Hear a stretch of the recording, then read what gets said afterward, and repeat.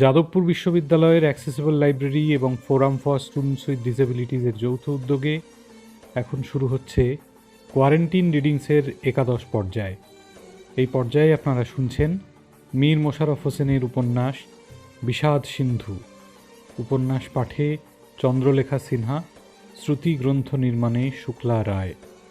শুরু হচ্ছে বিষাদ সিন্ধু। আজ পঞ্চদশ পর্ব।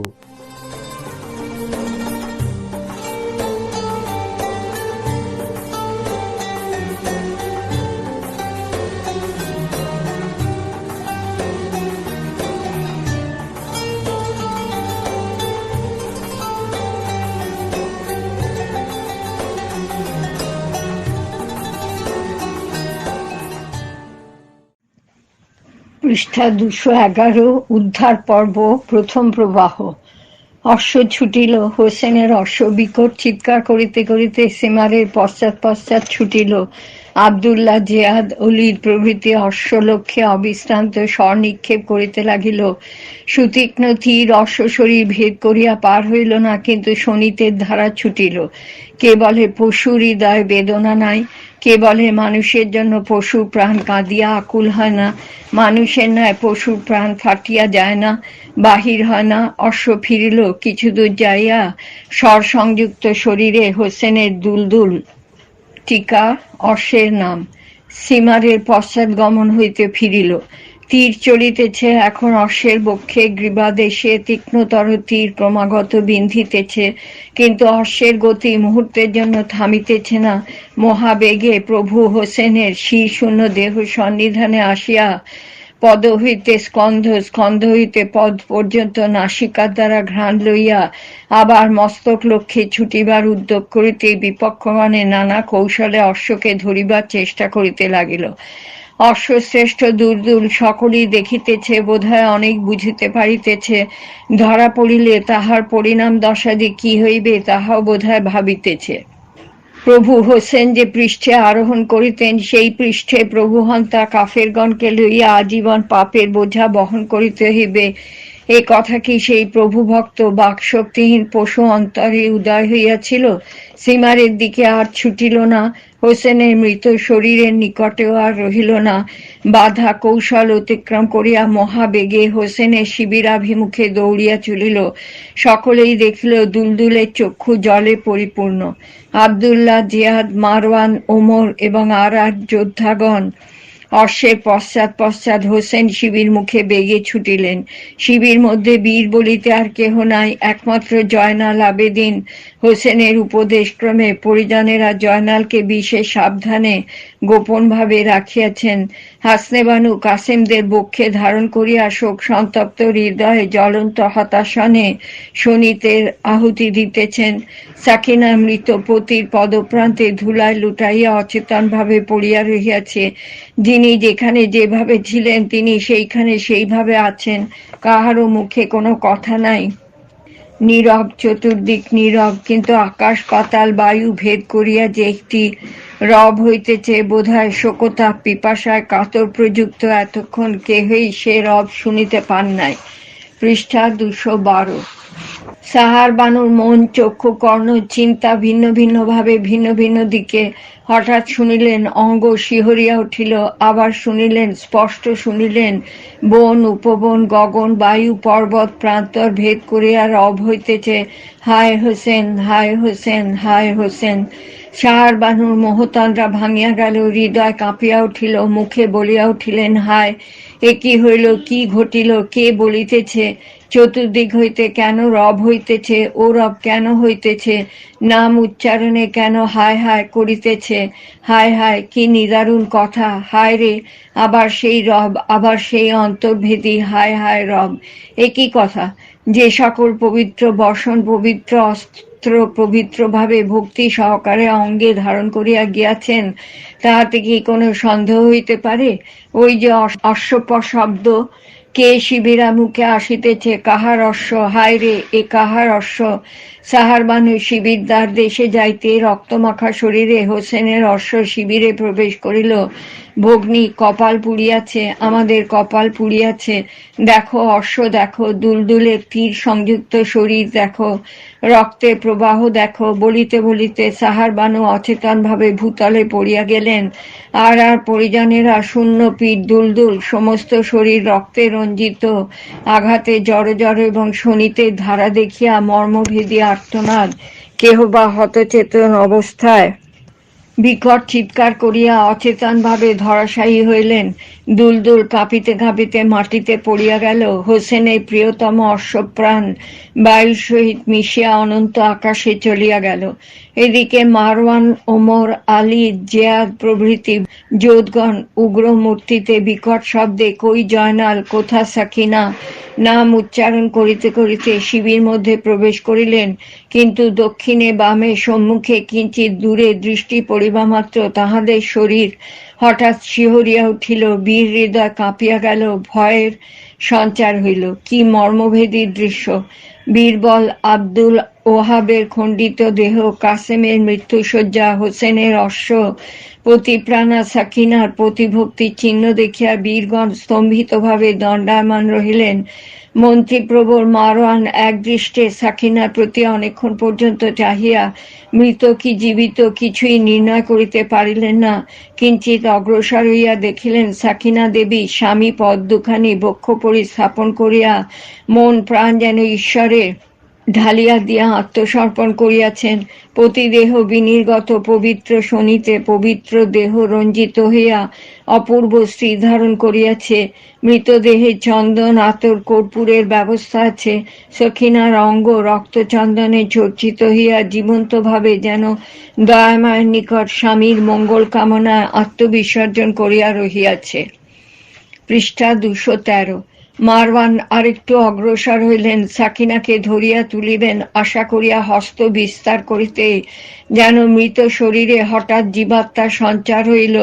যেন স্বর্গীয় দূত জেব্রাইল মর্তে আসিয়া সাকিনার কানে কানে বলিয়া গেলেন, সাকিনা, তুমি না সাধ্বী সতী, পরপুরুষ তোমার অঙ্গ স্পর্শ করিতে উদ্যত, এখনো স্বামীর চিন্তা, এখনো স্বামী শোক। অবলা অবয়ব পরপুরুষের চক্ষে পড়িলে মহাপাপ, নিজে ইচ্ছা করিয়া দেখাইলে আরো পাপ। তুমি বীর দুহিতা, বীর জায়া, ছি ছি সাকিনা, তোমার এত ভ্রম, ছি ছি, সাবধান হও।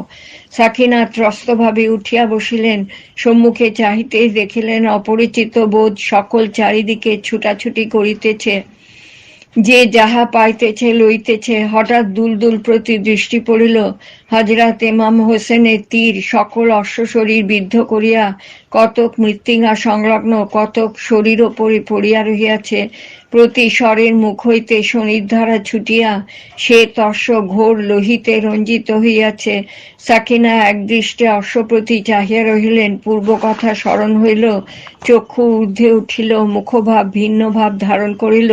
সজরে কাসেমের কটিদেশ হইতে খঞ্জর লইয়া মহারোষে বলিতে লাগিলেন, ওরে কাফেরগণ, বুঝিয়াছি সেই সাহসে শিবিরে আসিয়াছিস, সেই সাহসে অত্যাচার করিতে আসিয়াছিস। ওরে আমরা অসহায় হইয়াছি, সেই সাহসে আমরা নিরাশ্রয়া, ওরে সেই সাহসে পুরুষ বীর আর কেহ নাই, ওরে নরাধমেরা, সেই সাহসে ভুলিলাম ভুলিলাম, এখন প্রাণ সখা কাসেমকে ভুলিলাম, ভুলিলাম কাসেম, তোমায় এখন ভুলিলাম, নারী জীবনের উদ্দেশ্য দেখাইতে তোমাকে এখন ভুলিলাম কাসেম। ওই পিতার অশ্ব সমুদয় অঙ্গে তীরবিদ্ধ, রক্তে রঞ্জিত, মৃত্তিকায় শায়িত, আর কথা কি, আর আশা কি এখন সাকিনার, আর আশা কি? কাসেম চাহিয়া দেখো, প্রাণাধিক কাসেম দেখো চাহিয়া, এই দেখো সাকিনার হাতে তোমার খঞ্জর। মারওয়ানকে লক্ষ্য করিয়া বলিতে লাগিলেন, রে বিধর্মী কাফের, তুই এখানে কেন? দূর হ, সাকিনার সম্মুখ হইতে দূর হ। তুই কি আশা এখানে আসিয়াছিস? দূর হ কাফের, দূর হ, এ পবিত্র শিবির হইতে দূর হ। ওই দেখ, যদি চক্ষু থাকে তবে ওই দেখ, শূন্যে চাহিয়া দেখ, সাহানা বেশ, সেই নয়ন মুগ্ধকারী সাহানা বেশ, লোহিত রঞ্জিত সেই সাহানা বেশ, সেই সাহানা বেশ, শত্রু অস্ত্রে আহত হইয়া সাহানা বেশ। ওরে নরাধম বর্বর চণ্ডালের অমৃতে আশা, শয়তানের বেহেস্তে আসা, ঘোর নারকীয় জেন্নাতে আসা, মহাপাতকীর ঘরে আসা। দেখ, এই দেখ, যার প্রাণ তার নিকটে, যেখানে কাসেম সেইখানে সাকিনা। রক্তমাখা সুতীক্ষ্ণ খঞ্জর কাসেমের হস্তের খ। এই বলিয়া হস্তস্থিত খঞ্জর সুকোমল বক্ষে সজোরে বসাইয়া পৃষ্ঠ পার করিয়া দিলেন। হায় রে রুধির ধারা! খঞ্জরের অগ্রভাগ বহিয়া বহিয়া শনিতে ধারা ছুটিল। পৃষ্ঠা 214।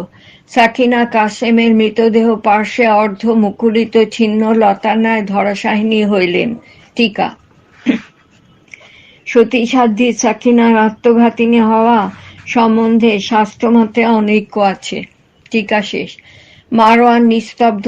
অন্য অন্য যোগগণ যাহারা সাকিনার সাধ্যী সতী সাকিনার কীর্তি সচক্ষে দেখিলেন, তাহারা সকলেই নিস্তব্ধ এবং স্থিরভাবে দণ্ডায়মান পদপরিমাণ ভূমিয়ে অগ্রসর হইতে আর সাহসী হইলেন না। মারওয়ান বলিতে লাগিলেন, ভ্রাতৃগণ, হোসেন পরিবার প্রতি কেহ কোনো প্রকার অত্যাচার করিও না, সাবধান।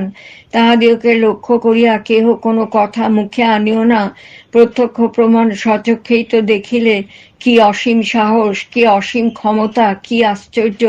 বিশেষ লক্ষ্য করিয়া দেখো ইহাদের এখনকার ভাবভঙ্গি, মনের ভাবগতিক বড় ভয়ানক। সাবধানে কথাবার্তা কহিবে। দেখো, ভাবটি সহজ ভাব নহে, দেখিলেই বোধ হয় ইহারা সন্তোষ সহকারে কোথায় যেন যাইতে ব্যগ্র হইয়াছেন। দুঃখের চিহ্নমাত্র মুখে নাই। বিয়োগ, শোক, বেদনা, যন্ত্রণা ইহাদের অন্তরে বিন্দু পরিমাণ স্থানও যেন অধিকার করিতে পারে নাই। সকলের হাতেই এক একখানি শানিত অস্ত্র, তরবারি, খঞ্জর, কাটার, ছোরা, যে যাহা পাইয়াছে লইয়াছে। ধন্য রে আরবীয় নারী, তোমরাই ধন্য। পতিপুত্র বিয়োগ বেদনা ভুলিয়া সমর সাজে শত্রু সম্মুখীন। ধন্য তোমরা। ভ্রাতৃগণ, আমাদের বীরত্বে ধিক, অস্ত্রে ধিক। নারী হস্তে অস্ত্র দেখিয়া কি আর এ সকল অস্ত্র ধরিতে ইচ্ছা করে? ইহারা আমাদের প্রতি অস্ত্র নিক্ষেপ করুন বা না করুন, আমরা কিছুই বলিব না। ছি ছি! অবলা কুলস্ত্রীর সহিত যুদ্ধ করিতে অস্ত্রের ব্যবহার শিক্ষা করি নাই।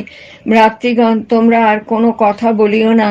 সকলেই স্ব অস্ত্র কোষে আবদ্ধ করো। যাহা বলিবার আমিই বলিতেছি। মারওয়ান অবনত মস্তকে বলিতে লাগিলেন, সাধ্যী সতী দেবীগণ, আমরা মহারাজ এজিদের আজ্ঞাবহ এবং চিরানুগত দাস। মহারাজ আদেশে আমরা কারবালা ক্ষেত্রে হোসেনের বিরুদ্ধে যুদ্ধে আসিয়াছিলাম। যুদ্ধ শেষ হইয়াছে, আমরা জয়লাভ করিয়াছি। আমরাই আপনাদের সুখতরী আজ মহারাজ এজিদের আদেশাস্ত্রে খণ্ড খণ্ড করিয়া বিষাদ সিন্ধুতে ডুবাইয়াছি। আজিকার অস্ত্রের সহিত আপনাদের স্বাধীনতা সূর্য একেবারে চির অস্তমিত হইয়াছে। এখন আপনারা মহারাজ এজিদ সৈন্য হস্তে চিরবন্দী। বন্দীর প্রতি অত্যাচার অবিচার কাপুরুষের কার্য। বরং আপনাদের জীবন রক্ষার প্রতি সর্বদা আমাদের দৃষ্টি থাকিবে। ক্ষুধ পিপাসা নিবারণ হেতু যদি কোনো দ্রব্যের অভাব হইয়া থাকে, বলুন, আমি সে অভাব মোচন করিতে প্রস্তুত আছি। সকলেই নীরব, কাষ্ঠপুত্তলিকাবৎ নীরব, স্পন্দহীন জড়বৎ নীরব, অনিমেষ নীরব। পৃষ্ঠা 215। কেবল অল্পবয়স্ক বালক বালিকারা শুষ্ক কণ্ঠে বলিয়া উঠিল, জল, জল, জল। আমরা তোমাদের নিকট জল চাহি, দয়া করিয়া একপাত্র জল দাও। মারওয়ান অতি অল্প সময়ের মধ্যে ফোরাত জলে অনেকের তৃষ্ণা নিবারণ করিলেন, কিন্তু যাহাদের অন্তরে পতিপুত্র ভ্রাতা বিয়োগজনিত শোকাগ্নি প্রচণ্ড বেগে হুহু শব্দে জ্বলিতেছে, শরীরের প্রতি লোমকূপ হইতে সেই মহা অগ্নির জ্বলন্ত শিখা মহাতেজে নির্গত হইয়া জীবন্ত জীবন জ্বালাইতেছিল, তাহাদের নিকট জলের আদর হইল না। ফোরাত জলে সে জ্বলন্ত আগুন নির্বাণ হইল না, বরং আরো সহস্রগুণ জ্বলিয়া উঠিল। মারওয়ান একটু উচ্চস্বরে বলিতে লাগিলেন, বন্দীগণ, শিবিরস্থ বন্দীগণ, প্রস্তুত হও। যুদ্ধাবসানে যুদ্ধক্ষেত্রে পরাজিত পক্ষকে রাখিবার বিধি নাই। প্রস্তুত হও তোমরা মহারাজ এজিদের বন্দী মারওয়ানের হস্তে। শীঘ্র প্রস্তুত হও, এখনই দামেস্কে যাইতে হইবে। দ্বিতীয় প্রবাহ।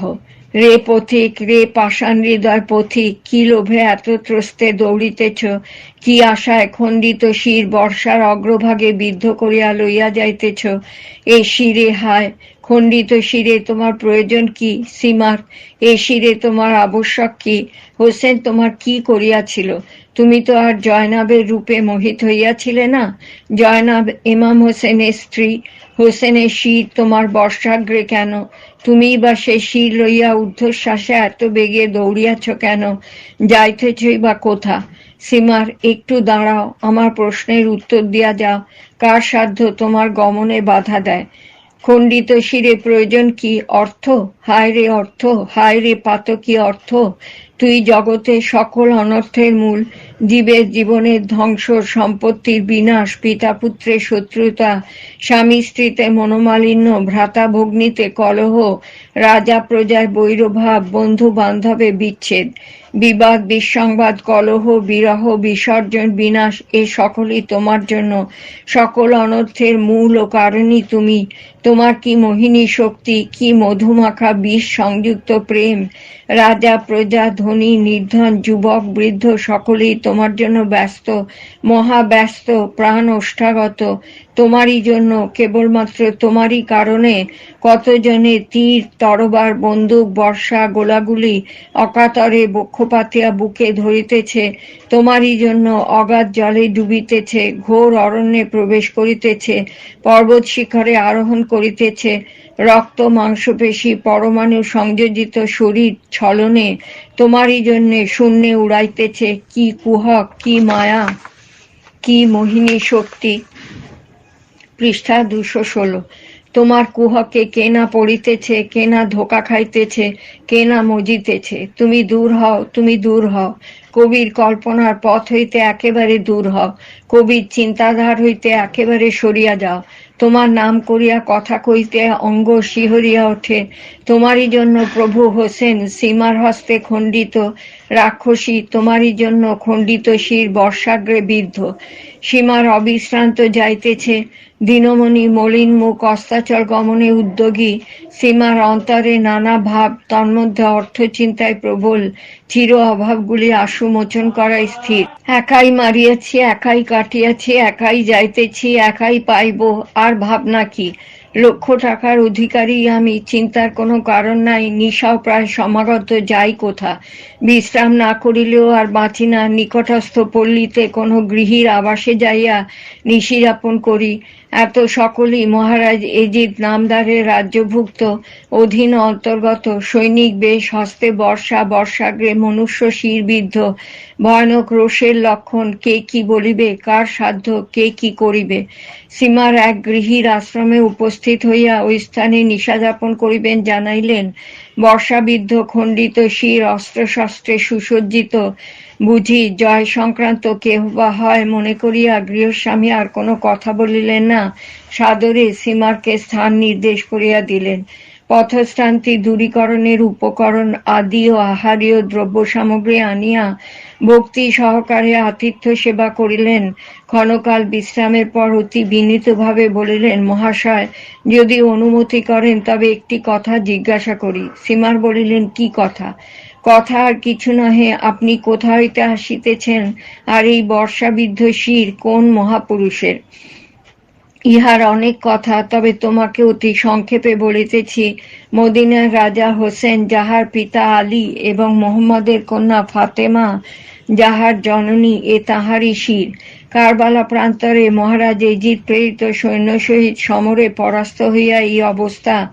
দেহ হইতে মস্তক ভিন্ন করিয়া মহারাজের নিকট লইয়া যাইতেছি, পুরস্কার পাইব। লক্ষ টাকা পুরস্কার। তুমি পৌত্তরিক, তোমার গৃহে নানা দেবদেবীর প্রতিমূর্তি আছে, দেখিয়াই আতিথ্য গ্রহণ করিয়াছি। মোহাম্মদের শিষ্য হইলে কখনো তোমার গৃহে আসিতাম না, তোমার আদর অভ্যর্থনাতেও ভুলিতাম না, তোমার আহারও গ্রহণ করিতাম না। হ্যাঁ, এতক্ষণে জানিলাম আপনি কে, আর আপনার অনুমানও মিথ্যা নহে। আমি একেশ্বরবাদী নহি, নানা প্রকার দেবদেবী আমার উপাস্য। আপনি মহারাজ এজিদের প্রিয় সৈন্য, আমার অপরাধ গ্রহণ করিবেন না। পৃষ্ঠা 217। স্বচ্ছন্দে বিশ্রাম করুন, কিন্তু বর্ষাবিদ্ধ শির এ প্রকারে না রাখিয়া আমার নিকটে দিলে ভালো হইত। আমি আজ রাত্রে আপনার তত্ত্বাবধানে রাখিতাম। প্রাতে আপনি যথা ইচ্ছা গমন করিতেন, কারণ যদি কোনো শত্রু আপনার অনুসরণে আসিয়া থাকে, নিশীথ সময় কৌশলে কি বল প্রয়োগে মহামূল্য শির আপনার নিকট হইতে কাড়িয়া লয়, কি আপনার ক্লান্তিজনিত অবশ অলসে ঘোর নিদ্রায় অচেতন হইলে আপনার অজ্ঞাতে এই মহামূল্য শির, আপাতত যাহার মূল্য লক্ষ টাকা, যদি কেহ লইয়া যায় তবে মহা দুঃখের কারণ হইবে। আমাকে দিন, আমি সাবধানে রাখিব, আপনি প্রত্যুষে লইবেন। আমার তত্ত্বাবধানে রাখিলে আপনি নিশ্চিন্তভাবে নিদ্রাসুখ অনুভব করিতে পারিবেন। সীমারের কর্ণে কথাগুলি বড়ই মিষ্ট বোধ হইল, আর দ্বিরুক্তি না করিয়া প্রস্তাব শ্রবণ মাত্রেই সম্মত হইল। গৃহস্বামী হোসেন মস্তক সম্মানের সহিত মস্তকে লইয়া বহু সমাদরে গৃহমধ্যে রাখিয়া দিল। পথশ্রান্তি হেতু সীমারের কেবল শয়ন বিলম্ব, যেমনই শয়ন অমনি অচেতন। গৃহস্বামী বাস্তবিক হযরত মোহাম্মদ মোস্তাফার শিষ্য ছিলেন না, নানা প্রকার দেবদেবীর আরাধনাতেই সর্বদা রত থাকিতেন। উপযুক্ত 3 পুত্র এবং 1 স্ত্রী, নাম আজর। টিকা: হযরত ইব্রাহিম খালিল্লাহর পিতার নামও আজর বোধ পড়া ছিল, ইনি আজের নহেন। টিকা শেষ। সীমারের নিদ্রার ভাব জানিয়া আজর স্ত্রীপুত্র সহ হোসেনের মস্তক ঘিরিয়া বসিলেন এবং আদ্যন্ত সমুদয় ঘটনা বলিলেন। যে ঘটনায় পশু পক্ষীর চক্ষের জল ঝরিতেছে, প্রকৃতির অন্তর ফাটিয়া যাইতেছে, সেই দেহ বিচ্ছিন্ন হোসেন মস্তক দেখিয়া কাহার হৃদয় না আঘাত লাগে। দেবদেবীর উপাসনা হন, ইসলাম ধর্মবিরোধী হন, এ নিদারুণ দুঃখের কথা শুনিলে কে না ব্যথিত হয়েছেন। পিতা পুত্র সকলে একত্র হইয়া হোসেন শোকে কাঁদিতে লাগিলেন। পৃষ্ঠা 217। আজর বলিলেন, মনুষ্য মাত্রেই এক উপকরণে গঠিত এবং এক ঈশ্বরের সৃষ্টি। জাতিভেদ ধর্মভেদ সেও সর্বশক্তিমান ভগবানের লীলা। ইহাতে পরস্পর হিংসা দেশ ঘৃণা কেবল মূঢ়তার লক্ষণ। ইমাম হাসান হোসেনের প্রতি এজিদ যেরূপ অত্যাচার করিয়াছে, তাহা মনে করিলে হৃদয় মাত্রেরই তন্ত্রী ছিঁড়িয়া যায়। সেই দুঃখের কথায় কোন চক্ষু না জলে পরিপূর্ণ হয়। মানুষের প্রতি এরূপ ঘোরতর অত্যাচার হইলে আর না হোক, জাতি ও জীবন বলিয়াও কি প্রাণে আঘাত লাগে না? সাধু, পরম ধার্মিক, বিশেষ ঈশ্বর ভক্ত মহাপুরুষ মোহাম্মদের হৃদয়ের অংশ ইহাদের এই দশা। হায় হায়, সামান্য পশু মারিলে কত মানুষ কাঁদিয়া গড়াগড়ি যায়, বেদনায় অস্থির হয়। আর মানুষের জন্য মানুষ কাঁদিবে না? ধর্মের বিভেদ বলিয়া মানুষের বিয়োগে মানুষ মনোবেদনা বোধ করিবে না? যন্ত্রণা অনুভব করিবে না? যে ধর্মই কেন হোক না, পবিত্রতা রক্ষা করিতে, তাৎকার্য যোগ দিতে অসাম্প্রদায়িক মনোভাব কে নিবারণ করিবে? মহাপুরুষ মোহাম্মদ পবিত্র, হাসান পবিত্র, হোসেনের মস্তক পবিত্র। সেই পবিত্র মস্তকের এত অবমাননা? যুদ্ধে হত হইয়াছে বলিয়াই কি এত তাচ্ছিল্য? জগৎ কয়দিনের এজিদ, তুই কি জগতে অমর হইয়াছিস? জীবন শূন্য দেহের সদ্গতির সংবাদ শুনিয়া কি তোর চির জ্বলন্ত রোষাগ্নি নির্বাণ হইত না? তোর আকাঙ্ক্ষা কি যুদ্ধ জয়ের সংবাদ শুনিয়া মিটিত না? হোসেন পরিবারের মহাক্রন্দনের রোল সপ্ততল আকাশ ভেদ করিয়া অনন্ত ধামে অনন্ত রূপে প্রবেশ করিয়া অনন্ত শোক বিকাশ করিতেছে, ঈশ্বরের আসন টলিতেছে। তোর মন কি এতই কঠিন যে জীবন শূন্য শরীরে শত্রুতা সাধন করিতে ত্রুটি করিতেছিস না? তোকে কোন ঈশ্বর গড়িয়াছিল জানি না, কি উপকরণে তোর শরীর গঠিত তাহাও বলিতে পারি না।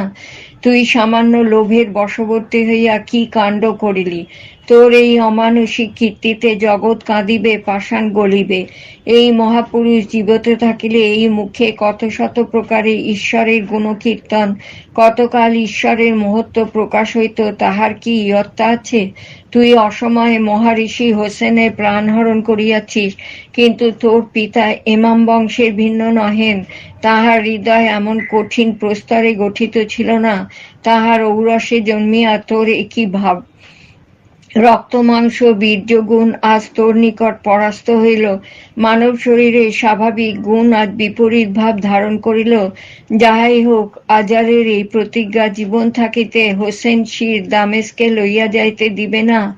যত্নের সহিত আদরের সহিত ভক্তি সহকারে সে মহাপ্রান্তর কারবালায় লইয়া যাইয়া শির শূন্য দেহের সন্ধান করিয়া সদ্গতির ওপর উপায় করিবে।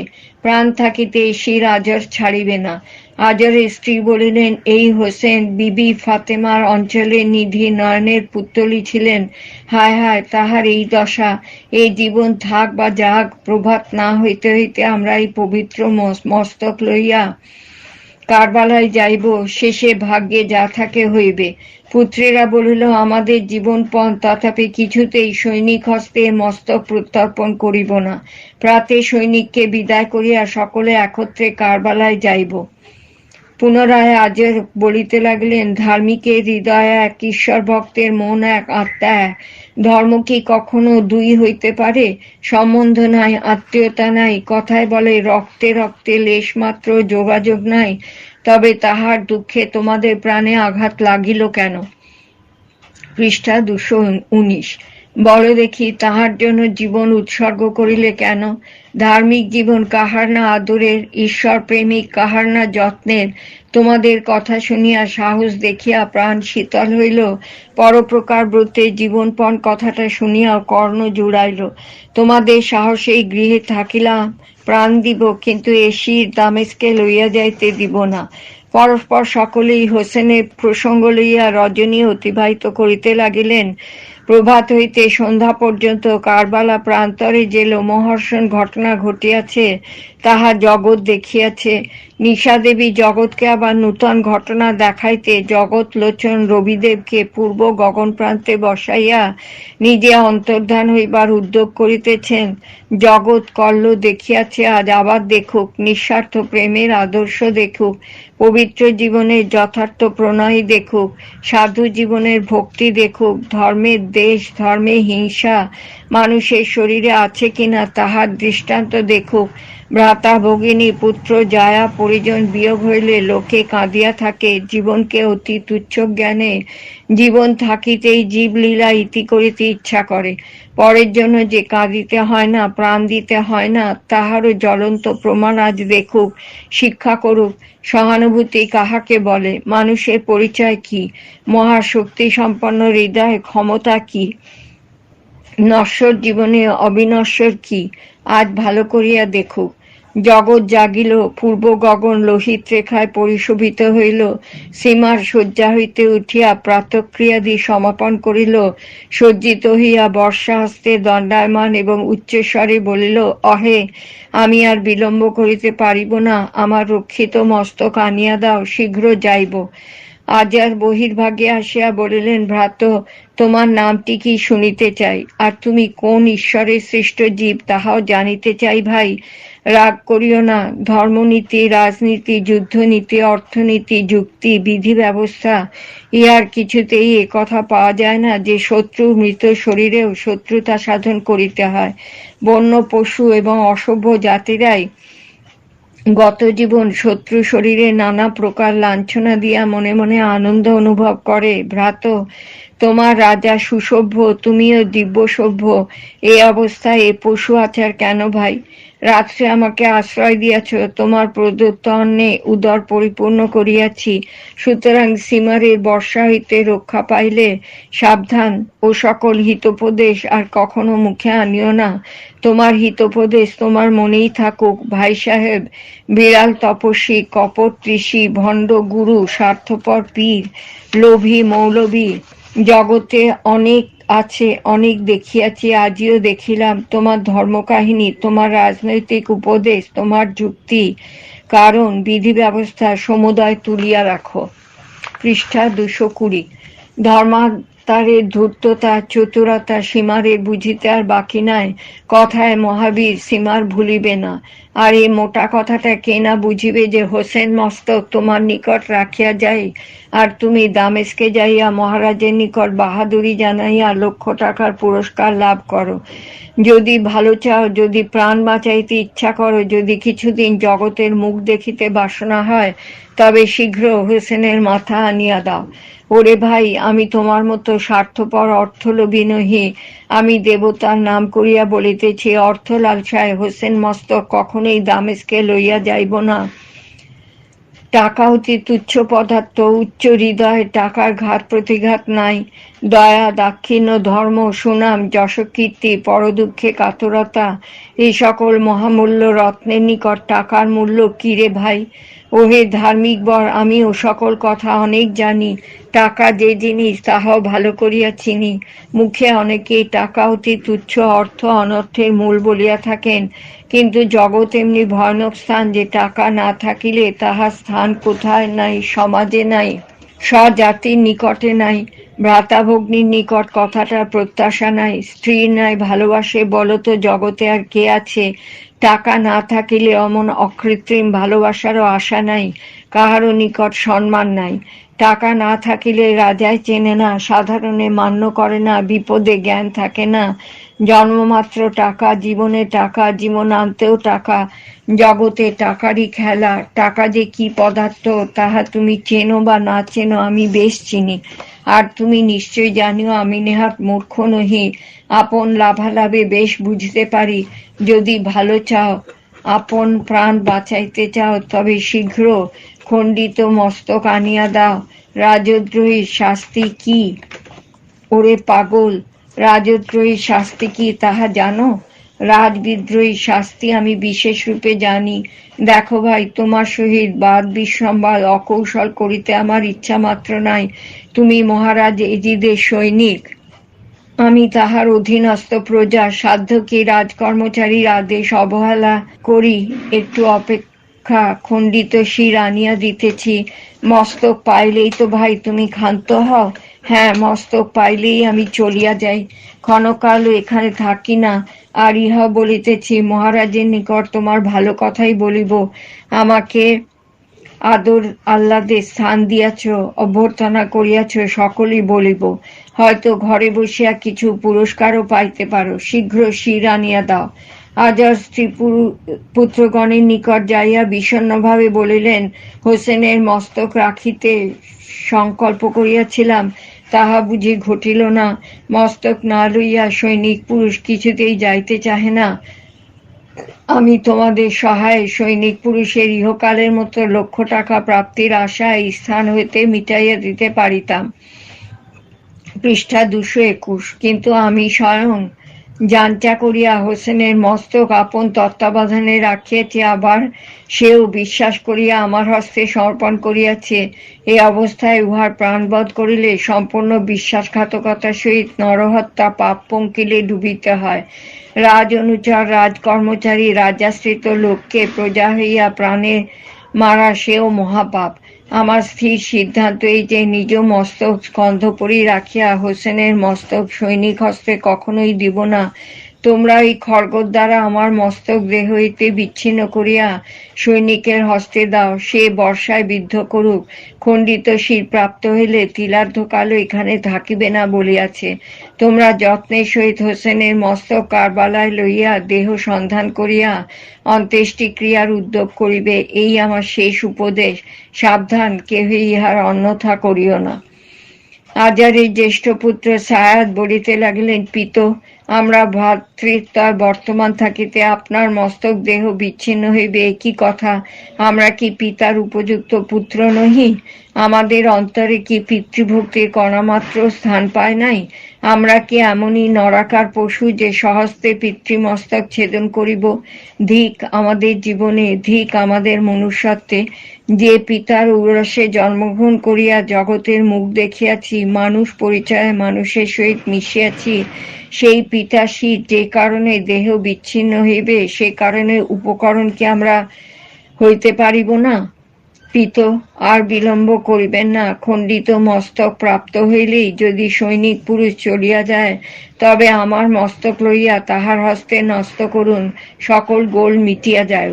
ধন্য ছায়া, তুমি ধন্য, জগতে তুমিই ধন্য, পরপ্রকার ব্রতে তুমিই যথার্থ দীক্ষিত।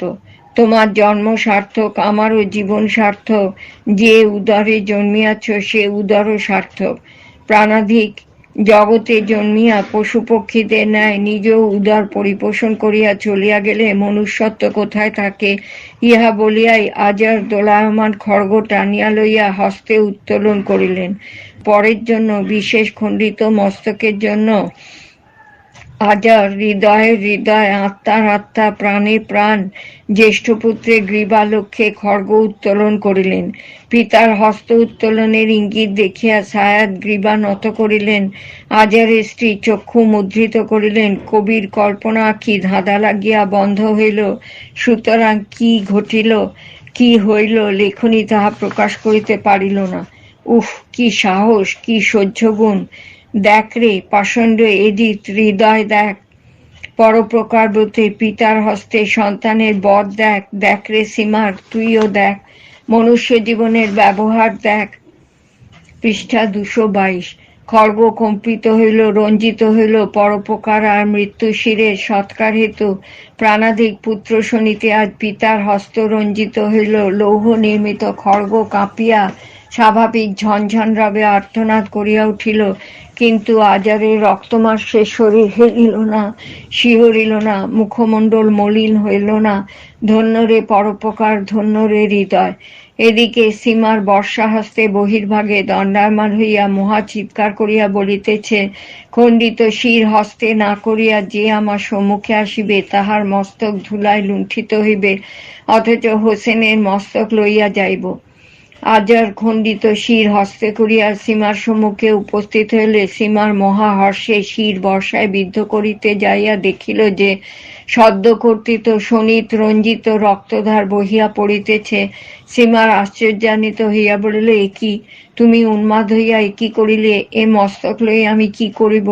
1,00,000 টাকা প্রাপ্তি আশায় হোসেন মস্তক গোপন করিয়া কাহাকে বধ করিলে? তোমার মতো নরপিশাচ অর্থলোভিত আমি কখনো দেখি নাই। আহা, এই বুঝি তোমার হিতোপদেশ, এই বুঝি তোমার পরোপকার ব্রত। আরে নরাধম, এই বুঝি তোর সাধুতা! কি প্রবঞ্চক, কি পাষণ্ড! ওরে নরপিশাচ, আমাকে ঠকাইতে আসিয়াছিস? ব্রাত্য, আমি ঠকাইতে আসি নাই। তুমি তো বলিয়াছ যে খণ্ডিত মস্তক পাইলে চলিয়া যাইব। এখন একই কথা, এক মুখে দুই কথা কেন ভাই? আমি কি জানি যে তুমি একজন প্রধান দস্যু, টাকার লোভে কাহার কি সর্বনাশ করিবে কে জানে। তুমি কি পুণ্য বলে হোসেন মস্তক কাটিয়েছিলে ভাই? মস্তক পাইলেই চলিয়া যাইবে কথা ছিল, এখন বিলম্ব কেন? আমার কথা আমি রক্ষা করিলাম, এখন তোমার কথা তুমি ঠিক রাখো। কথা কাটিলে চলিবে না। যে মস্তক জন্য কারবালা প্রান্তরে রক্তের স্রোত বহিয়াছে, যে মস্তক জন্য মহারাজ এজিদ ধনভাণ্ডার খুলিয়া দিয়াছেন, যে মস্তক জন্য চতুর্দিকে হায় হোসেন রব হইতেছে, সেই মস্তকের পরিবর্তে এ কি? ইহাতে আমার কি লাভ হইবে? তুমি আমার প্রদত্ত মস্তক আনিয়া দাও। ভাই, তুমি তোমার কথা ঠিক রাখিলে না, ইহাই আমার দুঃখ। মানুষের এমন ধর্ম নহে। সীমার মহা গোলযোগে পড়িল, একটু চিন্তা করিয়া বলিল, এই শির এইখানেই রাখিয়া দাও, আমি খণ্ডিত মস্তক পাইলেই চলিয়া যাইব। পুনরায় প্রতিজ্ঞা করিলাম। আনো দেখি একবার হোসেনের শির না আনিয়া আজ কি আনিবে? আনো দেখি। আজরের মুখভার দেখিয়াই মধ্যম পুত্র বলিলেন, পিতা চিন্তা কি আমরা সকলেই শুনিয়াছি। খণ্ডিত মস্তক পাইলেই সৈনিক প্রভু চলিয়া যাইবেন। অধম সন্তান এই দণ্ডমান হইল, খড়গ হস্তে করুন। আমরা বাঁচিয়া থাকিতে মহাপুরুষ হোসেনের শির দামেস্ক রাজের ক্রীড়ার জন্য লইয়া যাইতে দিব না। পৃষ্ঠা 223। আজর পুনরায় খড়গ হস্তে লইলেন। যাহা হইবার হইয়া গেল। শির লইয়া সীমারের নিকট আসিলে সীমার আরো আশ্চর্যান্বিত হইয়া মনে মনে বলিল, এই উন্মাদ কি করিতেছে? প্রকাশ্যে বলিল, ওহে পাগল, তোমার এ পাগলামি কেন? আমি হোসেনের শির চাহিতেছি। একই কথা ভ্রাত, তোমার একটি কথাতেও বিশ্বাসের লেশ নাই, ধিক তোমাকে।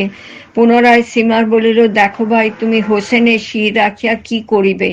এ মস্তকের পরিবর্তে 2টি প্রাণ অনর্থক বিনাশ করিলে বলো তো ইহারা তোমার কে? এ 2টি আমার সন্তান। তবে তো তুমি বড় ধূর্ত ডাকাত, টাকার লোভে আপন সন্তান স্বহস্তে বিনাশ করিতেছ। ছি ছি, তোমার ন্যায় অর্থপিশাচ জগতে আর কে আছে? তুমি তোমার পুত্রের মস্তক ঘরে রাখিয়া দাও, শীঘ্র হোসেনের মস্তক আনয়ন করো, নতুবা তোমার নিস্তার নাই। ভ্রাত, আমার গৃহে একটি মস্তক ব্যতীত আর নাই, আনিয়া দিতেছি, লইয়া যাও। আরে হ্যাঁ হ্যাঁ, সেইটিই চাহিতেছি, সেই একটি মস্তক আনিয়া দিলেই আমি এখনই চলিয়া যাই। আজ আর শীঘ্র শীঘ্র যাইয়া যাহা করিলেন তাহা লেখনীতে লেখা অসাধ্য, পাঠক বোধহয় বুঝিয়া থাকিবেন। এবারে সর্বকনিষ্ঠ সন্তানের শির লইয়া আজর সীমারের নিকট উপস্থিত হইলেন। সীমার ক্রোধে অধীর হইয়া বলিতে লাগিল, আমি এতক্ষণ অনেক সহ্য করিয়াছি, পিশাচ, আমার সঞ্চিত শির লইয়া তুই পুরস্কার লইবি? তাহা কখনো পারিবি না। আমি পুরস্কার চাহি না, আমার লক্ষ বা লক্ষাধিক লক্ষ মূল্যে 3টি মস্তক তোমাকে দিয়াছি ভাই, তবু তুমি এখান হইতে যাইবে না? ওরে পিশাচ, টাকার লোভে কে সম্বরণ করিতে পারে হোসেনের শির তুই কি জন্য রাখিয়াছিস? তোর সকলই কপট। শীঘ্র হোসেনের মস্তক আনিয়া দে। আমি হোসেনের মস্তক তোমাকে দিব না। এক মস্তকের পরিবর্তে 3টি দিয়াছি, আর দিব না, তুমি চলিয়া যাও। সীমার ক্রোধে অধীর হইয়া বলিল, তুই মনে করিস না যে হোসেন মস্তক মহারাজ এজিদের নিকট লইয়া যাইয়া পুরস্কার লাভ করিবি? পৃষ্ঠা 224। এই যা, একেবারে দামেস্কে চলিয়া যা। সীমার সজোরে আজরের বক্ষে বর্ষাঘাত করিয়া ভূতলশায়ী করিল এবং বীর দর্পে আজরের শয়নগৃহের দ্বারে যাইয়া দেখিল সুবর্ণ পত্রপরি হোসেনের মস্তক স্থাপিত রহিয়াছে। আজরের স্ত্রী খড়গহস্তে তাহা রক্ষা করিতেছে। সীমার এক লম্পে গৃহাভ্যন্তরে প্রবেশ করিয়া হোসেনের মস্তক পূর্ববৎ বর্ষাবিদ্ধ করিয়া আজরের স্ত্রীকে বলিল, তোকে মারিব না, ভয় নাই। আজরের স্ত্রী বলিলেন, আমার আবার ভয় কি? যাহা হইবার হইয়া গেল। এই পবিত্র মস্তক রক্ষার জন্য আজ সর্বহারা হইলাম, আর ভয় কি? মনের আশা পূর্ণ হইল না। হোসেনের শির কারবালায় লইয়া যাইয়া সৎকার করিতে পারিলাম না, ইহাই দুঃখ। তোমাকে আমার কিছু ভয় নাই। আমাকে তুমি কি অভয়দান করিবে? কি অভয়দান করিবে? তোকে রাখিলে রাখিতে পারি, মারিলে এখনই মারিয়া ফেলিতে পারি। আমার কি জীবন আছে? আমি তো মরিয়াই আছি। তোমার অনুগ্রহ আমি কখনোই চাহি না। কি তুই আমার অনুগ্রহ চাহিস না? সীমারের অনুগ্রহ চাহিস না? অরে পাপিয়সী, তুই স্বচক্ষেই তো দেখিলি তোর স্বামীকে কি করিয়া মারিয়া ফেলিলাম। তুই স্ত্রীলোক হইয়া আমার অনুগ্রহ চাহিস না? এই বলিয়া সীমার বর্ষাহস্তে অজরের স্ত্রীর দিকে যাইতেই আজরের স্ত্রী খড়গহস্তে রোষভাবে দাঁড়াইয়া বলিলেন, দেখিতেছিস ওরে পাপিষ্ঠ নরাধম, দেখিতেছিস 3টি পুত্রের রক্তে আজ এই খড়গ রঞ্জিত করিয়াছি। পরপর আঘাতে স্পষ্টত 3টি রেখা দেখা যাইতেছে। গজ, পামর, নিকটে আয়, 4র্থ রেখা তোর দ্বারা পূর্ণ করি। সীমার একটু সরিয়া দাঁড়াইল। আজরের স্ত্রী বলিল, ভয় নাই, তোকে মারিয়া আমি কি করিব? আমার বাঁচিয়া থাকা আর না থাকা সমান কথা। তবে দেখিতেছি এই খড়গে 3 পুত্র গিয়াছে, আর ওই বর্ষাতে তুই আমার জীবন সর্বস্ব পতির প্রাণ বিনাশ করিয়াছিস। এই কথা বলিতে বলিতে আজর স্ত্রীর সীমারের মস্তক লক্ষ্য করিয়া খড়গাঘাত করিলেন।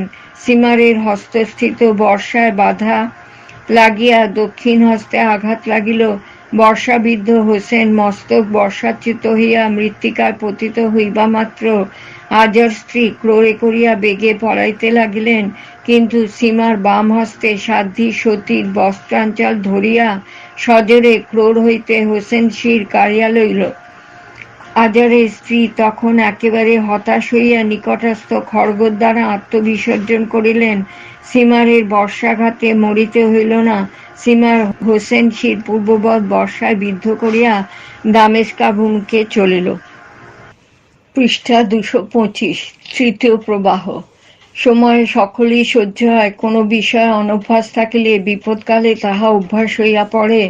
মহা সুখে শরীরেও মহা কষ্ট সহ্য হইয়া থাকে, এ কথার মর্ম হঠাৎ বিপদগ্রস্ত ব্যক্তিমাত্রই বুঝিতে পারিবেন। পরাধীন জীবনে সুখের আশা করাই বৃথা। বন্দী অবস্থায় ভালো মন্দ সুখ দুঃখ বিবেচনা করাও নিষ্ফল। চতুর্দিকে নিষ্কষিত অসি তড়িৎ গতি বিদ্যুতের ন্যায় বর্ষাফলক যাইতেছে, কাহার ভাগ্যে কি আছে কে বলিতে পারে। সকলেরই একমাত্র চিন্তা জয়নাল আবেদিন। এজিদ সকলের মস্তক লইয়াও যদি জয়নালের প্রতি দয়া করে, তাহা হইলেও সহস্র লাভ। দামেস্ক নগরের নিকটবর্তী হইলেই সকলেই এজিদ ভবনে আনন্দ বাদ্যধ্বনি শুনিতে পাইলেন। সিমার হোসেনের শির লইয়া পূর্বেই আসিয়াছে, কাজেই আনন্দের লহরী ছুটিয়াছে, নগরবাসী উৎসবে মাতিয়াছে। মহারাজ এজিদের জয়, দামেস্ক রাজ্যের জয় ঘোষণা মুহূর্তে মুহূর্তে ঘোষিত হইতেছে।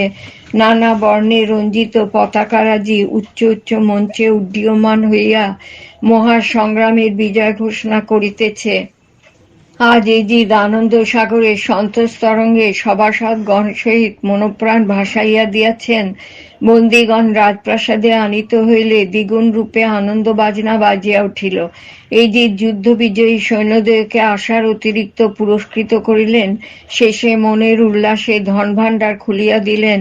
অবারিত দ্বার যাহার যত ইচ্ছা লইয়া মনের উল্লাসে রাজা দেশে আমোদ আহ্লাদে প্রবৃত্ত হইল, অনেকেই আমোদে মাতিল। হাসনে বানু, সাহার বানু, জয়নাব, বিবি ফতেমা ব্র্যাকেটে হোসেনের অল্পবয়স্কা কন্যা ব্র্যাকেট বন্ধ ও বিবি ওম্মে সালেমা টিকা ওম্মে সালেমা হযরত মুহাম্মদের ষষ্ঠ স্ত্রী প্রভৃতিকে দেখিয়া এজিদ মহা হর্ষে হাসি হাসি মুখে বলিতে লাগিলেন, বিবি জয়নাব, এখন আর কার বলুন। বিধবা হইয়া হোসেনের বলে এজিদকে ঘৃণার চোখে দেখিয়াছেন, এখন সে হোসেন কোথা, আর হাসানি বা কোথা? আজই পর্যন্ত কি আপনার অন্তরের গরিমা চক্ষের ঘৃণা অপরিসীমভাবেই রহিয়াছে? আজ কার হাতে পড়িলেন ভাবিয়াছেন কি? দেখুন দেখি চেষ্টায় কিনা হয়। ধন রাজ্য রূপ তুচ্ছ করিয়াছিলেন, একবার ভাবিয়া দেখুন দেখি রাজ্যে কিনা হইল। বিবি জয়নাব মনে আছে? সেই আপনার গৃহ নিকটস্থ রাজপথ মনে করুন, যেদিন আমি সৈন্য সামন্ত লইয়া মৃগয়ায় যাইতেছিলাম, আপনি আমাকে দেখিয়াই গবাক্ষদ্বার বন্ধ করিয়া দিলেন। কে না জানিল যে দামেস্কের রাজকুমার মৃগয়ায় গমন করিতেছেন। শত সহস্র চক্ষু আমাকে দেখিতে ঔৎসুক্যের সহিত ব্যস্ত হইল, কেবল আপনার দুটি চক্ষু তখনই ঘৃণা প্রকাশ করিয়া আড়ালে অন্তর্ধান হইল। পৃষ্ঠা 226। সেদিনে সে অলঙ্কার কই, সে দোলায়মান কর্ণাভরণ কোথা, সে কেশ শোভা মুক্তার জালি কোথা? এ বিষম সময় কাহার জন্য, এ শোণিত প্রবাহ কাহার জন্য? কি দোষে এজিদ আপনার ঘৃণার্হ? কি কারণে এজিদ আপনার চক্ষের বিষ? কি কারণে দামেস্কের পাটরানী হইতে আপনার অনিচ্ছা? জয়নাব আর সহ্য করিতে পারিলেন না, আরক্তিম রচনে বলিতে লাগিলেন, কাফের, তোর মুখের শাস্তি ঈশ্বর করিবেন। সর্বস্ব হরণ করিয়া একেবারে নিঃসহায়া নিরাশ্রয়া করিয়া বন্দীভাবে দামেস্কে আনিয়াছিস, তাই বলিয়াই কি এত গৌরব? তোর মুখের শাস্তি তোর চক্ষের বিধান, যিনি করিবা তিনিই করিবেন। তোর হাতে পড়িয়াছি, যাহা ইচ্ছা বলিতে পারিস, কিন্তু কাফের, ইহার প্রতিশোধ অবশ্য আছে। তুই সাবধানে কথা কহিস। জয়নাব নামে মাত্র জীবিত, এই দেখ বক্ষমস্তস্থ খঞ্জর দর্শাইয়া এমন প্রিয় বস্তু সহায় থাকিতে বলতো কাফের, তোকে কিসের ভয়? এজিদ আর কথা কহিলেন না। জয়নাবের নিকট কত কথা কহিবেন, ক্রমে মনের কবাট খুলিয়া দেখাইবেন, শেষে সজল নয়নে দুঃখের কান্না কাঁদিবেন, তাহার সাহস হইল না। কৌশলে হোসেন পরিবার দিগের হস্ত হইতে অস্ত্রাদি উপহরণ করিবার মানসে সেই সময় আর বেশি বাক্য ব্যয় করিলেন না, কেবল জয়নাল আবেদিনকে বলিলেন, কি সৈয়দজাদা, তুমি কি করিবে? জয়নাল আবেদিন সক্রোধে বলিলেন, তোমার প্রাণবোধ করিয়া দামেস্ক নগরের রাজা হইব। এজিদ হাসিতে হাসিতে বলিলেন, তোমার আছে কি? তুমি মাত্র একা, অথচ বন্দী। তোমার জীবন আমার হস্তে মনে করিলে মুহূর্তের মধ্যে তোমাকে খণ্ড খণ্ড করিয়া শৃগাল কুকুরের উদরে দিতে পারি, এই অবস্থাতেও আমাকে মারিয়া দামেস্কের রাজা হইবার স্বাদ আছে? আমার মনে যাহা উদয় হইল বলিলাম, এখন তোমার যাহা ইচ্ছা হয় করো। ইহা পার উহা পার বলিয়া আমার নিকট গরিমা দেখাইয়া ফল কি? ফল যাহা তো দেখিয়াই আসিতেছ, এখানে কিছু দেখো, একটি ভালো জিনিস তোমাদেরকে দেখাইতেছি, দেখো। হোসেন মস্তক পূর্বেই এক সুবর্ণ পাত্রে রাখিয়া ইজিদ তদুপরি মূল্যবান বস্ত্রের আবরণ দিয়া রাখিয়াছিলেন। হোসেনের অল্প বয়স্কা কন্যা ফাতেমাকে ইজিদ নিকটে বসাইলেন এবং বলিলেন, বিবি, তোমরা তো খরজুর প্রিয়, এক্ষণে যদি মদিনার খরজুর পাও তাহা হইলে কি করো? কোথা খরজুর দিন, আমি খাইব। পৃষ্ঠা 227। এজিদ বলিলেন, ওই পাত্রে খরজুর রাখিয়াছি, আবরণ উন্মোচন করিলেই দেখিতে পাইবে। খুব ভালো খরজুর উহাতে আছে, তুমি একা একা খাইও না, সকলকেই কিছু কিছু দিও। ফাতেমা বড় আশা করিয়া খরজুর লোভে পাত্রের উপর স্থিত বস্ত্র উন্মোচন করিয়া বলিলেন, এ কি? এ যে মানুষের কাটা মাথা, এ যে আমারই পিতা। এই বলিয়া কাঁদিতে লাগিলেন। পরিজনেরা হোসেনের ছিন্ন মস্তক দেখিয়া প্রথমে ঈশ্বরের নাম, পরে নূর নবী মোহাম্মদের গুণানুবাদ করিয়া বলিতে লাগিলেন, ঈশ্বর, তোমার মহিমা অসীম, তুমি সকলই করিতে পারো। দোহাই ঈশ্বর, বিলম্ব সহে না। দোহাই ভগবান, আর সহ্য হয় না, একেবারে সপ্ততল আকাশ ভগ্ন করিয়া আমাদের উপর নিক্ষেপ করো। দয়াময়, আমাদের চক্ষের জ্যোতি হরণ করো। বজ্রাস্ত্র আর কোনো সময় ব্যবহার করিবে। দয়াময়, আর সহ্য হয় না, এই দিদের দৌরাত্ম আর সহিতে পারি না। দয়াময়, সকল অবস্থাতেই তোমাকে ধন্যবাদ দিয়াছি, এখনো দিতেছি। সকল সময় তোমার প্রতি নির্ভর করিয়াছি, এখনো করিতেছি, কিন্তু দয়াময়, এর দৃশ্য আর দেখিতে পারিবে না। আমাদের চক্ষু অন্ধ হোক, কর্ণ বধির হোক, এজিদের অমানসিক কথা যেন আর শুনিতে না হয়। দয়াময়, আর কাঁদিব না, তোমাতেই আত্মসমর্পণ করিলাম। কি আশ্চর্য! সেই মহাশক্তি সম্পন্ন মহাকৌশলী লীলা অবক্তব্য। পাত্রস্থ শির ক্রমে শূন্যে উঠিতে লাগিল। এজিদ স্বচক্ষে দেখিতেছেন, অথচ কিছুই বলিতে পারিতেছেন না। কে যেন তাহার বাকশক্তি হরণ করিয়া লইয়াছে। পরিজনেরা সকলেই দেখিলেন, হোসেনের মস্তক হইতে পবিত্র জ্যোতি বহির্গত হইয়া যেন আকাশের সহিত সংলগ্ন হইয়াছে। খণ্ডিত শির ক্রমে সেই জ্যোতির আকর্ষণে ঊর্ধ্বে উঠিতে লাগিল এবং দেখিতে দেখিতে অন্তর্ধান হইল। এজিদ সভয়ে গৃহের ঊর্ধ্বভাগে বারবার দৃষ্টি করিতে লাগিলেন, দেখিলেন কোথাও কিছু নাই। পাত্রের প্রতি দৃষ্টি করিলেন, শূন্য পাত্র পড়িয়াছে। যে মস্তক লইয়া কত খেলা করিবেন, হোসেন পরিবারের সম্মুখে কত প্রকারে বিদ্রুপ করিয়া হাসি তামাশা করিবেন, তাহা আর হইল না। কে লইল, কেন ঊর্ধ্বে উঠিয়া একেবারে অন্তর্ধান হইল? এত জ্যোতি, এত তেজ, তেজের এত আকর্ষণী শক্তি কোথা হইতে আসিল? এজিদ ভাবিতে ভাবিতে হতবুদ্ধি প্রায় হইলেন। কোনই কারণ খুঁজিয়া পাইলেন না। কেবল একটি অপূর্ব সৌরভে কতক্ষণ পর্যন্ত রাজভবন আমোদিত করিয়াছিল তাহাই বুঝিতে পারিলেন। এজিদ মনে মনে যে সকল সংকল্প রচনা করিয়াছিলেন, দুরাশা সূত্রে আকাশ কুসুমে যে মালা গাঁথিয়া রাখিয়াছিলেন, দেখিতে দেখিতে তাহার কিছুই থাকিল না। অতি অল্প সময়ের মধ্যে আশাতে আশা, কুসুমে কুসুমে মিলিয়া মিশিয়া এক হইয়া গেল। পৃষ্ঠা 228। ঐশ্বরিক ঘটনায় ধার্মিকের আনন্দ, চিত্তের বিনোদন, পাপীর ভয়, মনে অস্থিরতা। এজিদ ভয় কাঁপিতে লাগিলেন। কি করিবেন কিছুই ভাবিয়া স্থির করিতে পারিলেন না। অস্ফুট স্বরে এইমাত্র বলিলেন, বন্দীগণকে কারাগারে লইয়া যাও। চতুর্থ প্রবাহ। কথা চাপিয়া রাখা বড়ই কঠিন। কবি কল্পনার সীমা পর্যন্ত যাইতে হঠাৎ কোনো কারণে বাধা পড়িলে মনে ভয়ানক ক্ষোভের কারণ হয়। সমাজের এমনি কঠিন বন্ধন, এমনি দৃঢ় শাসন যে কল্পনা কুসুমে আজ মনোমত হার গাঁথিয়া পাঠক পাঠিকাগণের পবিত্র গলায় দোলাইতে পারিলাম না। শাস্ত্রের খাতিরে নানা দিক লক্ষ্য রাখিতে হইতেছে। হে ঈশ্বর, সর্বশক্তিমান ভগবান, সমাজের মূর্খরাতা দূর করো, কুসংস্কার তিমির, সৎজ্ঞান জ্যোতি প্রতিভায় বিনাশ করো। আর সহ্য হয় না, যে পথে চাই সেই পথেই বাধা, যে পথে সীমা পর্যন্ত যাইতে মনের গতিরোধ, তাহাতে জাতীয় কবিগণেরও বিভীষিকাময় বর্ণনায় বাধা জন্মায়, চক্ষে ধাঁধা লাগাইয়া দেয়। কিন্তু তাহারাও যে কবি, তাহাদের যে কল্পনা শক্তির বিশেষ শক্তি ছিল, তাহা সমাজ মনে করেন না। এই সামান্য আভাসেই যথেষ্ট, আর বেশি দূর যাইব না। বিষাদ সিন্ধুর প্রথম ভাগেই স্বজাতীয় মূর্খদল হাড়ে চটিয়া রহিয়াছেন, অপরাধ আর কিছুই নহে। পয়গম্বর এবং ইমাম দিগের নামের পূর্বে বাংলা ভাষায় ব্যবহার্য শব্দে সম্বোধন করা হইয়াছে। মহাপাপের কার্যই করিয়াছি, আজ আমার অদৃষ্টে কি আছি ঈশ্বরই জানেন। কারণ মর্তলোকে থাকিয়া স্বর্গের সংবাদ প্রিয় পাঠক পাঠিকাগণকে দিতে হইতেছে। স্বর্গীয় প্রধান দূত জেব্রাইল অতি ব্যস্ততা সহকারে ঘোষণা করিতেছেন, দ্বার খুলিয়া দাও প্রহরীগণ, আজ স্বর্গের দ্বার, সপ্ততল আকাশের দ্বার খুলিয়া দাও। পুণ্যাত্মা, তপস্বী, সিদ্ধ পুরুষ, ঈশ্বর ভক্ত, ঈশ্বর প্রণয়ী প্রাণীগণের অমর আত্মার বন্দিগৃহের দ্বার খুলিয়া দাও। স্বর্গীয় দূতগণ, অমর পুরবাসী নরনারীগণ প্রস্তুত হও।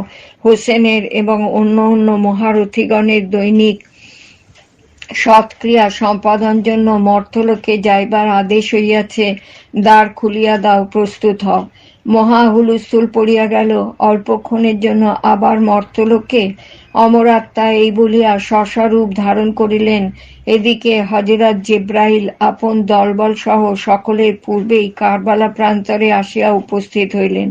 ক্রমে সকলের আবির্ভাব হইতে আরম্ভ হইল। দেখিতে দেখিতে জনমানব শূন্য প্রান্তর পুণ্যাত্মাদিগের আগমনে পরিপূর্ণ হইয়া গেল। বালুকাময় প্রান্তরে সুস্নিগ্ধ বায়ু বহিয়া স্বর্গীয় সৌরভে চতুর্দিক মোহিত আমোদিত করিয়া তুলিল। পৃষ্ঠা 229। স্বর্গীয় দূতগণ, স্বর্গ সংস্রবী দেবগণ সকলেই আসিয়া উপস্থিত হইলেন। হযরত আদম, যিনি আদি পুরুষ, যাহাকে অবজ্ঞা করিয়া প্রধান ফেরেশতা আজাজিল শয়তানে পরিণত হইয়াছিল, সেই স্বর্গীয় দূতগণ পূজিত হযরত আদম হোসেন শোকে কাতর ও স্নেহ পরবশ প্রথমেই তাহার সমাগম হইল। পরে মহাপুরুষ মূসা স্বয়ং ঈশ্বর তুর পর্বতে যাহার সহিত কথা কহিয়াছিলেন, মূসা সেই সচ্চিদানন্দের তেজময় কান্তি দেখিবার জন্য নিতান্ত উৎসুক হইলে কিঞ্চিৎ আভামাত্র যাহা মূসার নয়নগোচর হইয়াছিল, তাহাতেই মূসা স্বীয় শিষ্যসহ সে তেজ ধারণে অক্ষম হইয়া তখনই অজ্ঞান অবস্থায় ধরাশায়ী হইয়াছিলেন। শিষ্যগণ পঞ্চত্ব পাইয়াছিল। আবার করুণাময় জগদীশ্বর মূসার প্রার্থনায় শিষ্যগণকে পুনর্জীবিত করিয়া মূসার অন্তরে অটল ভক্তির নবভাব আবির্ভাব করিয়াছিলেন। সে মহামতি সত্য তার্কিক মূসাও আজি হোসেন শোকে কাতর, কারবালায় সমাসীন। প্রভু সুলেমান, যার হিতোপদেশ আজ পর্যন্ত সর্বধর্মাবলম্বীর নিকট সমভাবে আদৃত, সেই নর কিন্নর দানবদলী ভূপতি মহামতিও আজ কারবালা প্রান্তরে উপস্থিত। যে দায়ুদের গীতে জগৎ মোহিত, পশুপক্ষী উন্মত্ত, স্রোতস্বতী স্রোত স্থির ভাবাপন্ন, সে দায়ুদণ্ড আজ কারবালায়। ঈশ্বর প্রণয়ী ইব্রাহিম, যাহাকে ঈশ্বরদ্রোহী রাজা নমরুদ প্রচণ্ড অগ্নিকুণ্ডে নিক্ষেপ করিয়া সত্যপ্রেমীকে প্রাণ সংহার করিতে ইচ্ছা করিয়াছিলেন, যে অগ্নিশিখা গগনস্পর্শী হইয়া জগজ্জনের চক্ষে ধাঁধা দিয়াছিল, দয়াময়ের কৃপায় সে প্রজ্বলিত গগনস্পর্শী অগ্নি ইব্রাহিম চক্ষে বিকশিত কমল দলে সজ্জিত উপবন অগ্নিশিখা সুগন্ধযুক্ত স্নিগ্ধকর গোলাপমালা বলিয়া বোধ হইয়াছিল। সে সত্য বিশ্বাসী মহাঋষি আজ কারবালা ক্ষেত্রে সমাগত।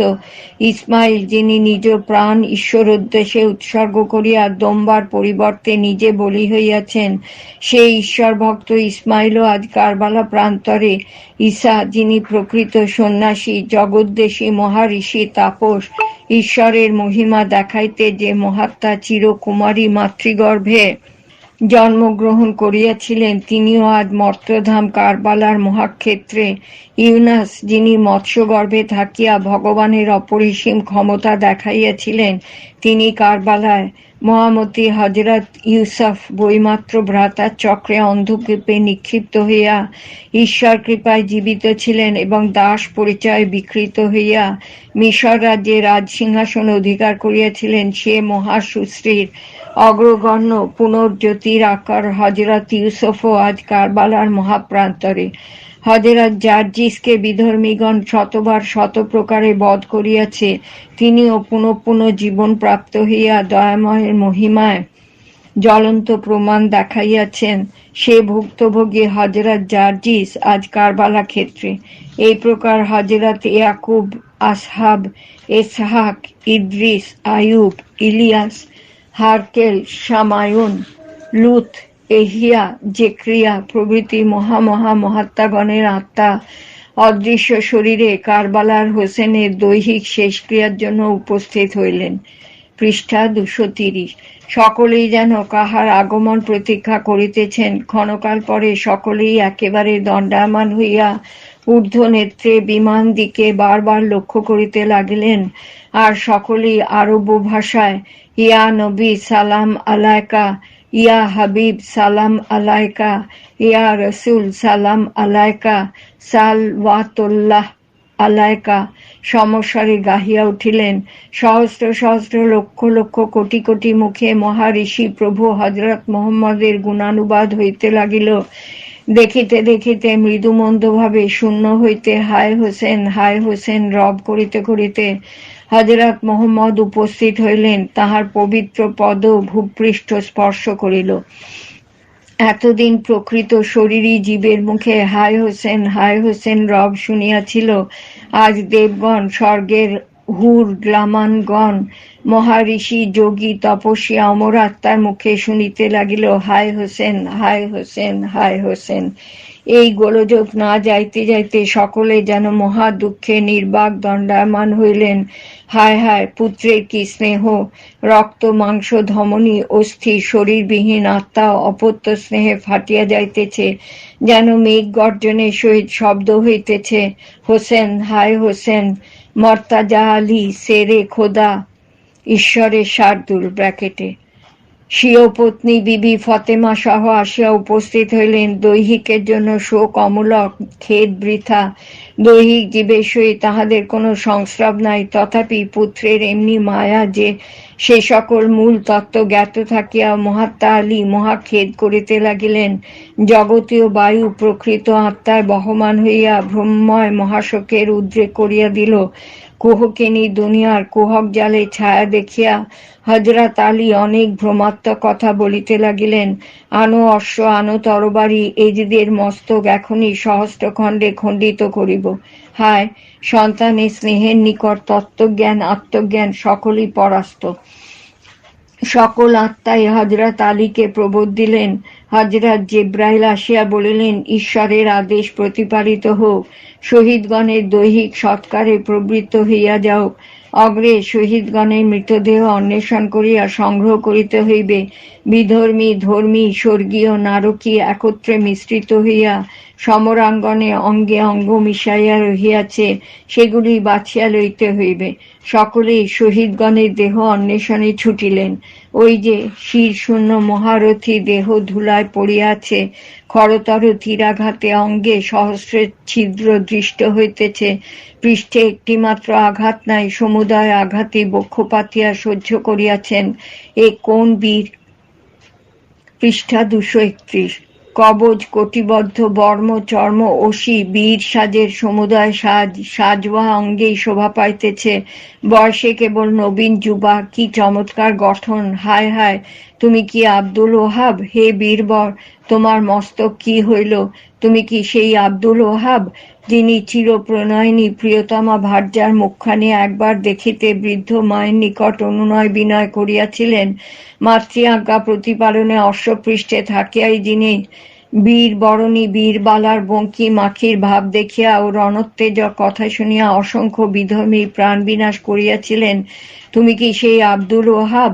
বীরবরের পদপ্রান্তে এ আবার কে? এ বিশাল অক্ষি দুটি ঊর্ধ্বে উঠিয়া বীরশ্রেষ্ঠ আব্দুল ওহাবের সজ্জিত শরীর শোভা দেখিতেছে। এক বিন্দু জল, ওহো এক বিন্দু জলের জন্য আব্দুল ওহাব পত্নী হতপতির পদপ্রান্তে শুষ্ক কণ্ঠা হইয়া আত্মবিসর্জন করিয়াছেন। এ রমণীর হৃদয়ে কে আঘাত করিল, এ কোমল শরীরে কোন পাষাণহস্ত অস্ত্রাঘাত করিয়া বৃদ্ধ বয়সে জীবলীলা শেষ করিল। রে কাফেরগণ, হোসেনের সহিত শত্রুতা করিয়া রমণীবধ পাপ মনে করো নাই?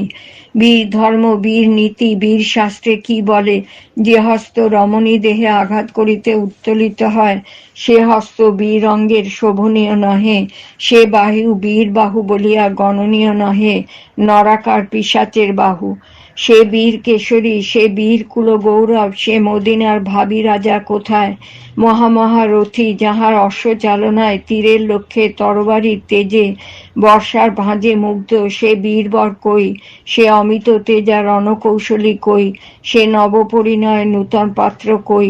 এই তো সাহানা বেশ, এই তো বিবাহ সময়ের জাতিগত পরিচ্ছদ, এই কি সেই সখিনা প্রণয়ানুরাগ নব পুষ্পহার পরিণয় সূত্রে গলায় পড়িয়াছিল? এই কি সেই কাসেম? হায় হায়, রুধিরের কি অন্ত নাই?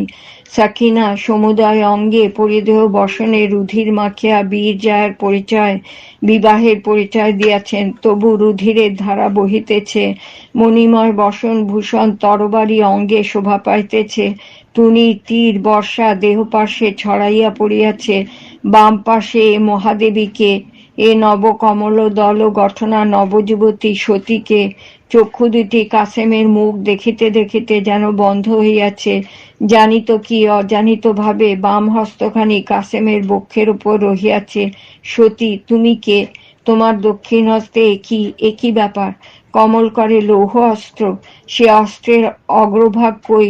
উহু, কি মর্মঘাতী দৃশ্য!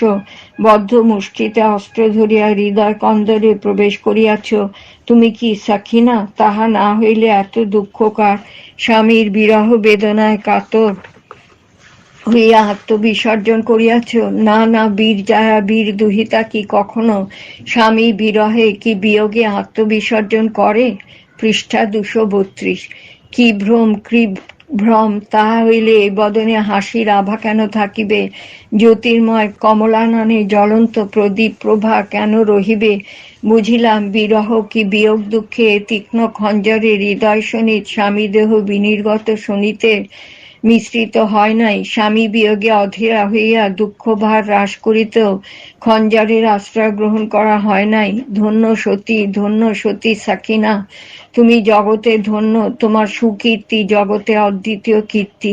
কি মধুময় কথা বলিয়া খঞ্জর হস্তে করিয়াছিলে, জগৎ দেখুক, জগতের নরনারী কুল তোমায় দেখুক।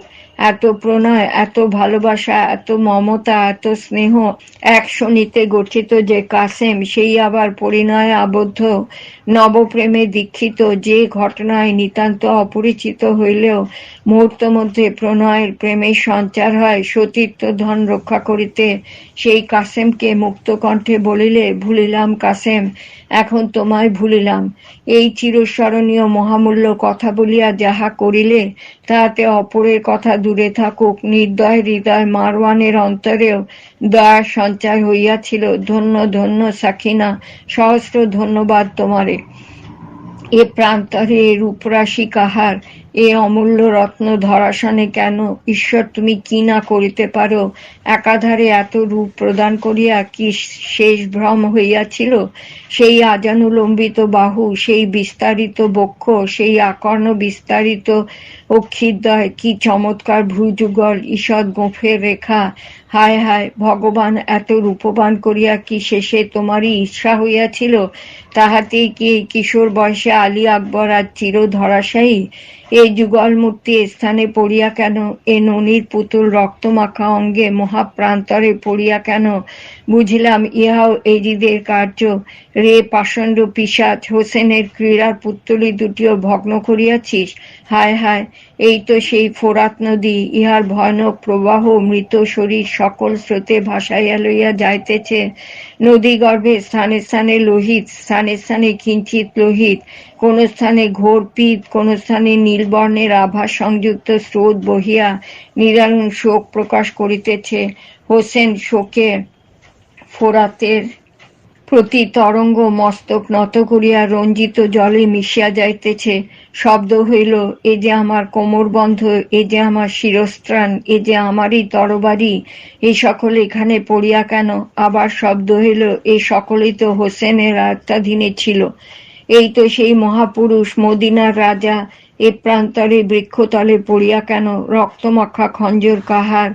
এ তো হোসেনের অস্ত্র নহে। অঙ্গের বসন, শিরস্ত্রাণ, কবচ স্থানে স্থানে পড়িয়া রহিয়াছে, কারণ কি? তাহাতেই কি এই দশা? পৃষ্ঠা 233। এ কি আত্মবিকারের চিহ্ন, না ইচ্ছা মৃত্যুর লক্ষণ? বাম হস্তের অর্ধ পরিমাণ খণ্ডিত হইয়াও দুই হস্ত দুই দিকে পড়িয়া যে উপদেশ দিতেছে, তাহার অর্থ কি জগতে কেহ বুঝিয়াছে? বাম হস্তে আবার কে আঘাত করিল? মস্তক খণ্ডিত হইয়াও জন্মভূমি মদিনার দিকে ফিরিয়া রহিয়াছে। হায় রে জন্মভূমি! সীমার মস্তক লইয়া কাঁপিতে কাঁপিতে গিয়াছিল, আজ আর সেই মস্তক এই দেহে সংযুক্ত করিবার আশায় পুত্রগণের মস্তক কাটিয়া দেওয়া কৃতকার্য হইতে পারে নাই। এজিদ কত খেলা খেলিবে, কত অপমান করিবে আশা করিয়া মস্তক দামেস্কে লইয়া গিয়াছিল। ধন্য রে কারিগরি, ধন্য রে ক্ষমতা! জগদীশ, তোমার মহিমা অপার। তুমি যাহা সংগঠন করিয়া একত্র করিতে ইচ্ছা করো, তাহা অত্যুচ্চ পর্বত শিখরে থাক, ঘোর অরণ্যে থাক, তাহার সংগ্রহ করিয়া একত্র করিবেই করিবে। এ লীলা বোঝা মানবের সাধ্য নহে। এ কীর্তির কণামাত্র বোঝাও ক্ষুদ্র নরমস্তকের কার্য নহে। জগদীশ, প্রাণ খুলিয়া বলিতেছি, তুমি সর্বশক্তিমান অদ্বিতীয় প্রভু। তোমার মহিমা অপার। স্বর্গীয় দূতগণ, পবিত্র আত্মাগণ শহীদগণের দৈহিক ক্রিয়ায় যোগ দিলেন। স্বর্গীয় সুগন্ধে সমাধিস্থান আমোদিত হইতে লাগিল। শহীদগণের শেষ ক্রিয়া জানাজা করিতে অন্য অন্য মৃত শরীরের ন্যায় জলে স্নান করাইতে হয় না, অন্য বসন দ্বারা শরীর আবৃত করিতে হয় না। ওই রক্তমাখা শরীরে সজ্জিত বেশে, ওই বীর সাজে মন্ত্রপাঠ করিয়া মৃত্তিকায় প্রথিত করিতে হয়। ধর্মযুদ্ধের কি অসীম বল, কি অসীম পরিণাম ফল! দৈহিক কার্য শেষ হইলে শহীদগণ দিব্যজ্ঞান লাভ করিয়া ঈশ্বরের আদেশে স্বর্গে নীত হইলেন।